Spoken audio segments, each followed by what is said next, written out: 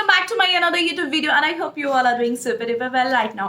तो गाइस आज हम लोग जिस टॉपिक के बारे में बात करने वाले हैं, इस टॉपिक के बारे में मैंने मेरे इस चैनल पे आज से पहले कभी भी बहुत ज़्यादा खुल के बात नहीं किया था।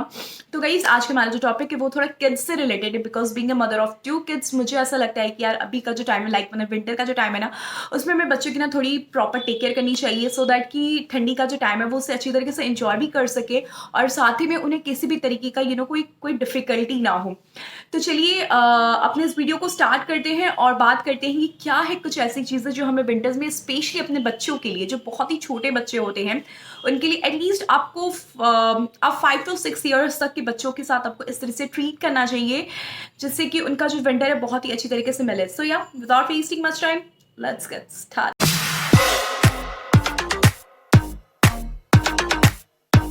So guys, winter is something जिसमें ना हमें स्पेशली बच्चों की बहुत ज़्यादा केयर करनी चाहिए, क्योंकि देखिए क्या होता है विंटर में जो छोटे बच्चे होते हैं ना वो ना अपनी प्रॉब्लम्स जो होते हैं वो हमें खुल के बोल नहीं सकते, मतलब कब उन्हें ठंडी लग रही है, कब उन्हें गर्मी लगती है। विंटर के टाइम में भी इस विंटर के टाइम में भी बहुत से बच्चों को गर्मी लगती है, लेकिन वो किस वजह से होता है वो मैं आप लोगों के साथ वीडियो में थोड़ा आगे शेयर करती हूँ। तो क्या होता है ना गाइस कि छोटे बच्चे जो होते हैं बहुत ज़्यादा एक्सप्लेन नहीं कर सकते कि उन्हें प्रॉब्लम एक्चुअली में क्या हो रहा है, तो इसीलिए जो हमें छोटी छोटी चीज़ें हैं ना वो बहुत ज़्यादा ध्यान में रखनी होती हैं, स्पेशली बच्चों के साथ।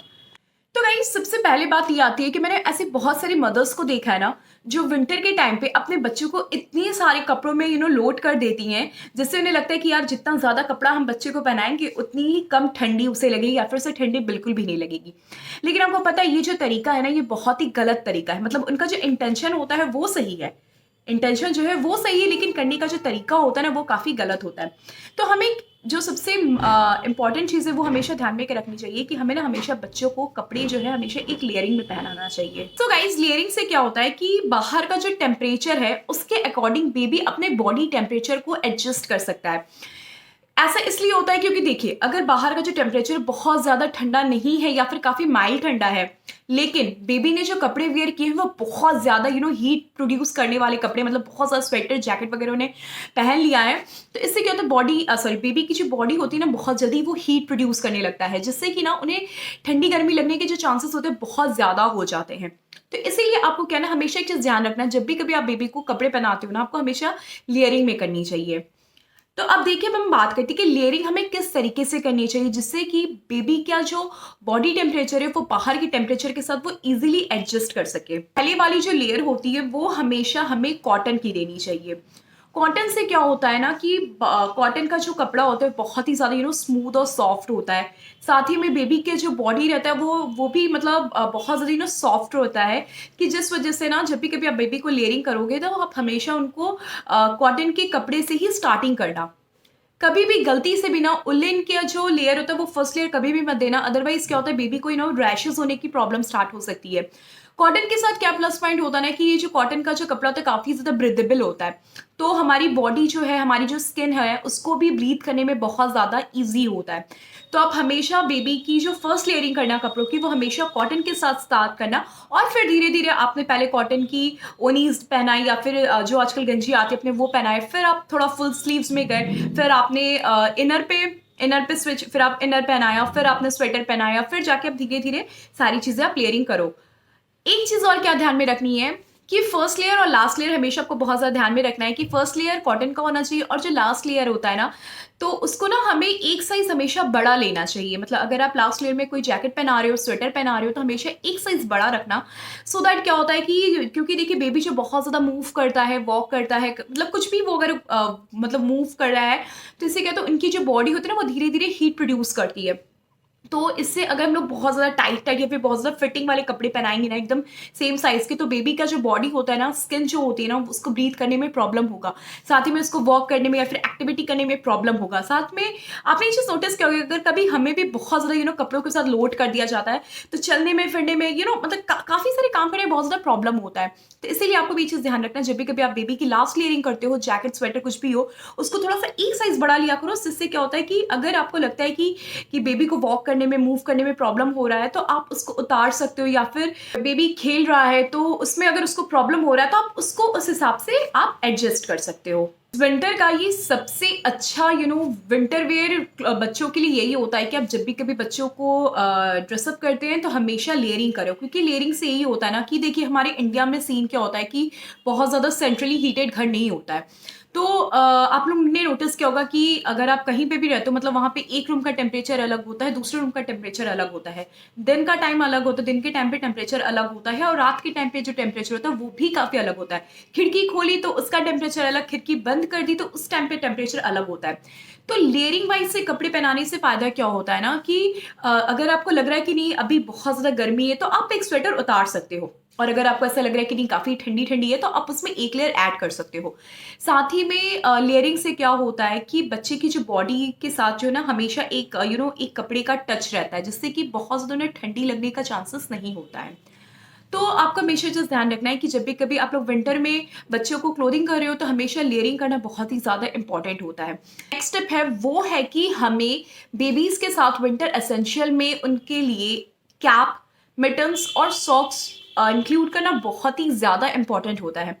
अगर हम लोग बात करते हैं काफ़ी छोटे बच्चों की, मतलब ऑलमोस्ट 5 टू 6 मंथ के बेबीज़ की, तो उनके साथ क्या होता है ना कि बहुत ही लकी बच्चे होते हैं जिनके सरों पे ना पैदा होते ही बाल होता है। तो लेकिन मोस्ट ऑफ द बच्चों के सरों पे ना बाल नहीं होता है, जिस वजह से उन्हें कैप पहनाना बहुत ही ज़्यादा ज़रूरी होता है। ऑल्दो हमारा जो सर है वो बॉडी के बाकी सारे पार्ट से काफ़ी ज़्यादा हीटेड रहता है, क्योंकि जो ब्लड्स है ना वो सारे यहीं पे आके स्टोर हो जाता है, मतलब इसीलिए। लेकिन बच्चों के साथ क्या होता है ना कि हमें उनके उनके सरों को भी प्रॉपर केयर करना, मतलब उनके सरों को भी प्रॉपर ढक के रखना बहुत ज़्यादा ज़रूरी होता है। तो इसलिए ना आप लोग विंटर्स में उनके लिए हमेशा एक कैप ज़रूर डेफिनेटली रखो। अगर मैं अपने मेरे पर्सनल एक्सपीरियंस के साथ बात करूँ तो मैंने ना बहुत ज़्यादा ऊनी जो कैप आता है ना, मैंने उसमें बिल्कुल भी स्विच नहीं किया था। मैं हमेशा कॉटन कैप पे ही, मतलब मैंने दोनों बच्चों को मैंने हमेशा कॉटन कैप्स ही पहनाए थे, क्योंकि क्या होता है ना ऊनी की मतलब ऊन जो होता है ना, अनलेस आप बहुत ज़्यादा ठंडी जगह पे रहते हो उसी टाइम ये वर्क करता है।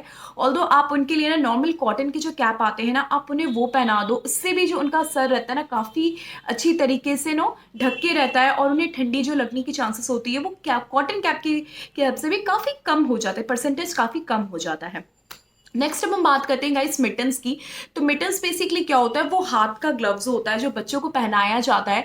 तो मैंने मेरे दोनों बच्चों के टाइम, मुझे अभी तक याद है, लाइक 5 या 6 मंथ तक ही दोनों ने पहना, तो उसके बाद दोनों ने निकाल के फेंक दिया था। मतलब क्या होता है ना कि इससे क्या होता है कि उसके बाद वैसे भी उनकी टीथिंग वगैरह स्टार्ट हो गई थी, तो वैसे भी वो लोग पहनते नहीं थे। और मिटन से क्या होता है कि बेबी का जो हाथ है वो काफ़ी ज़्यादा वार्म रहता है, उन्हें बहुत ज़्यादा कंफर्टेबल लगता है।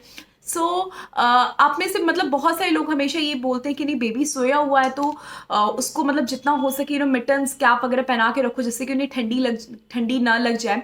लेकिन आपको एक चीज़ पता है, बेबीज जो ऐसे नॉर्मली जैसे अपने अपने हैंड मूव्स करते हैं ना, वो भी उनके लिए बहुत बड़ा एक टास्क होता है। इससे भी उनकी जो कैलोरीज होती है ना बहुत ज़्यादा बर्न होती है। तो इसलिए कभी भी आप ये चीज़ सोच के मत मतलब सोचिएगा कि बेबी मतलब अभी अगर 5-6 मंथ का है और वो मतलब सोया, मतलब अभी तो वैसे वो क्रोलिंग स्टार्ट नहीं होती है, तो उनको बहुत ज़्यादा ठंडी लगने की चांसेस होती हैं। तो उन वो लोग अगर नॉर्मली हाथ भी मूव कर रहे हैं, पैर भी हिला रहे हैं, तो वो भी उनके लिए एक कैलोरी बर्न होता है। सो इससे भी उनकी जो बॉडी होती है ना वो वर्क करती है, जिससे उनकी बॉडी अंदर से भी काफ़ी ज़्यादा हीट प्रोड्यूस करती है। नेक्स्ट गाइस अब हम बात करते हैं सॉक्स की। तो सॉक्स क्या होता है, मतलब सॉक्स हम लोग जब बेबी आपका थोड़ा बड़ा हो जाता है, जब वो क्रोलिंग वगैरह स्टार्ट करता है, तो आप उस टाइम उनको सॉक्स पहना सकते हो।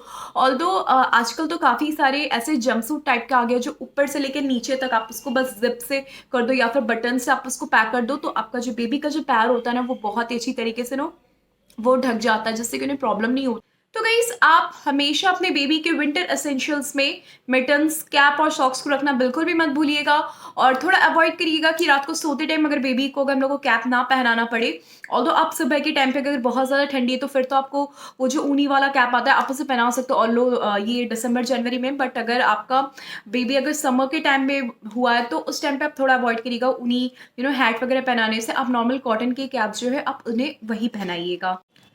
सो गाइस मेरा नेक्स्ट स्टेप ये है कि विंटर्स में आप बेबीज को डायपर ज़रूर पहनाइए। डायपर्स मार्केट्स में बहुत सारे अवेलेबल होते हैं जो यूज़ एंड थ्रो वाले होते हैं।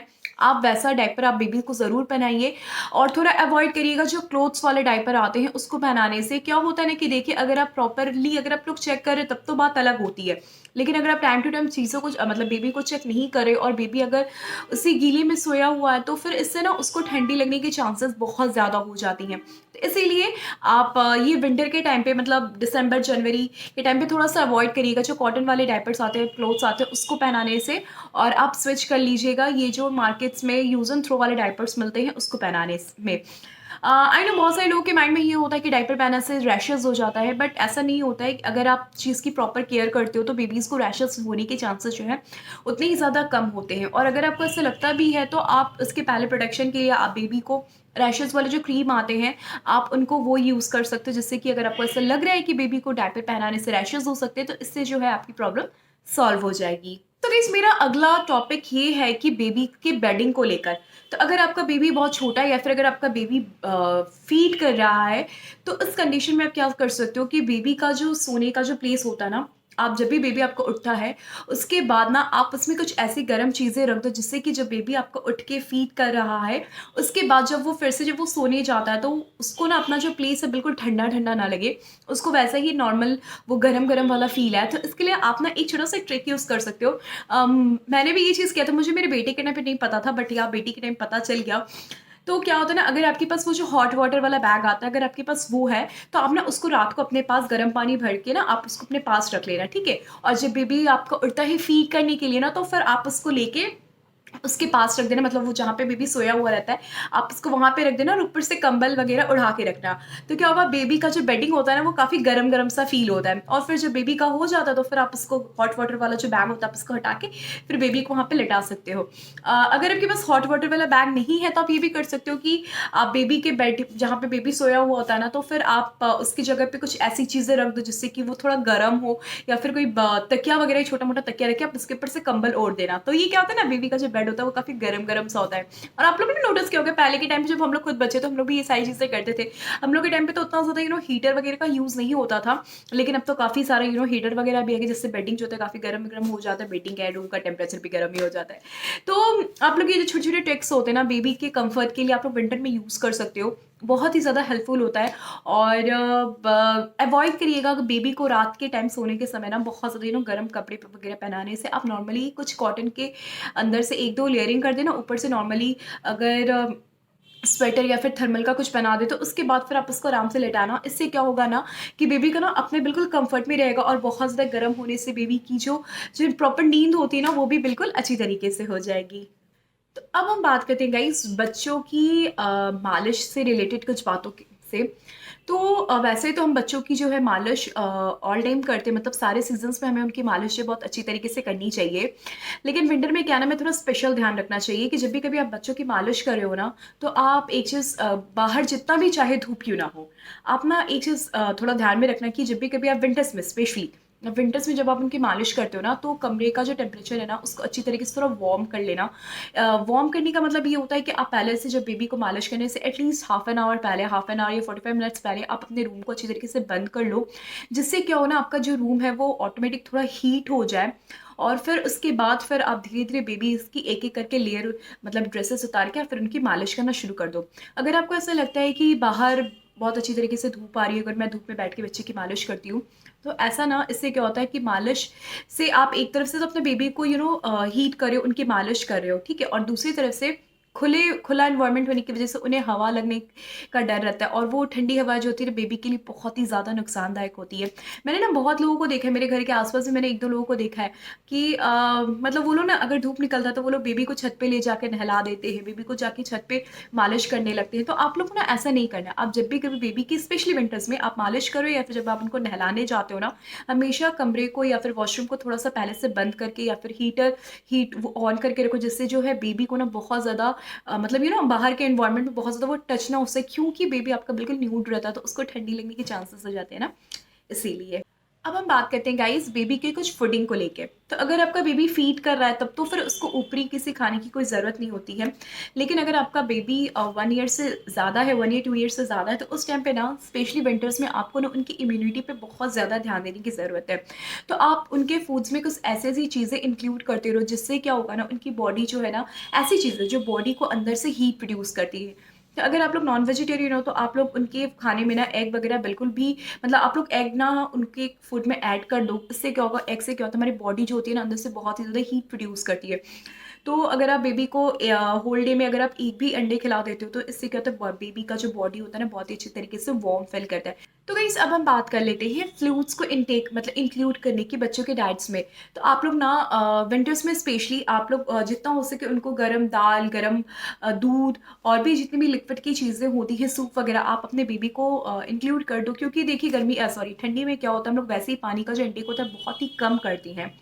तो अगर आप ये जो फ्लूइड्स अगर आप इनको इंक्लूड करोगे ना तो फिर बेबी के जो बॉडी में जो फ्लूइड्स की जो मात्रा रहती है वो बिल्कुल बैलेंस रहेगी। तो हम बात करते हैं बेबी के स्किन केयर को लेकर। विंटर्स में क्या होता है, जो बच्चे मालिश करवाते हो तो बहुत ही अच्छे बच्चे होते हैं यार, मतलब उनका तो कोई जवाब ही नहीं होता। लेकिन कुछ बच्चे ऐसे होते हैं जो मालिश नहीं करवाना चाहते हैं। उसी कैटेगरी में मेरा बेटा भी आता है। तो वो जब मालिश नहीं करवाना चाहता, मतलब उसको वो ऑयलिंग नहीं करवाना चाहता है, तो इसीलिए मैं क्या करती हूँ ना, उसको हमेशा मॉइस्चराइजर यूज़ करती हूँ उसके फेस पे, उसके हैंड पे, उस पे लेग पे। सो दैट क्या होता है, उसका जो फेस, लेग और हैंड्स है वो बिल्कुल भी ड्राई नहीं होता है। लिप्स के एरिया पे भी आप कर सकते हो। विंटर्स में स्पेशली हमारी स्किन जो बहुत ज़्यादा ड्राई हो जाती है, तो इसीलिए ड्राई होने की वजह से कभी कभार बहुत सारे बच्चों की स्किन जो है वो फटने लगती है, तो इससे ना प्रॉब्लम होता है, बच्चे चिड़चिड़ा जाते हैं।